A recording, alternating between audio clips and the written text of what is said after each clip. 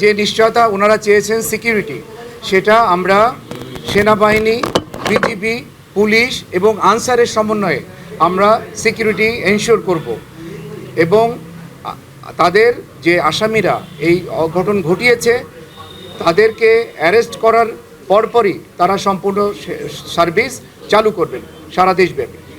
এখন থেকে জরুরি চিকিৎসা সেবা এখন থেকে শুরু হচ্ছে। স্যার, আপনারা জরুরি বলছেন, আমি স্যার এবং ম্যাডাম সবার কাছে প্রশ্ন হচ্ছে যে চিকিৎসকরা বলেছেন কমপ্লিট শাটডাউন ছিল একটা কর্মসূচি, এই কর্মসূচি কি তারা উইথড্র করেছে কি করেনি? কমপ্লিট শাটডাউন থেকে ওনারা সরে এসেছেন। কমপ্লিট শাটডাউন আর নাই। কমপ্লিট শাটডাউন মানে হচ্ছে জরুরি সেবা সহ সব বন্ধ রাখা, সেইটা থেকে ওনারা সরে এসেছেন। ওনারা জরুরি সেবাটা এখনই চালু করছেন। যে নিশ্চয়তা ওনারা চেয়েছিলেন, আমরা সেই নিশ্চয়তা মাননীয় উপদেষ্টা দিয়েছেন। আপনারা দেখতে পাচ্ছেন আমাদের সাথে সেনাবাহিনীর সদস্য আছে, বিজিবির সদস্য আছে, পুলিশের সদস্য আছে এবং আমাদের আনসার সদস্যরাও বেসামরিক পোশাকে দায়িত্ব পালন করছে। কাজে 4 বাহিনী মিলেই তারা সিকিউরিটিটা ইনশিওর করবে এবং এখন থেকেই জরুরি সেবাটা চালু হয়ে যাবে।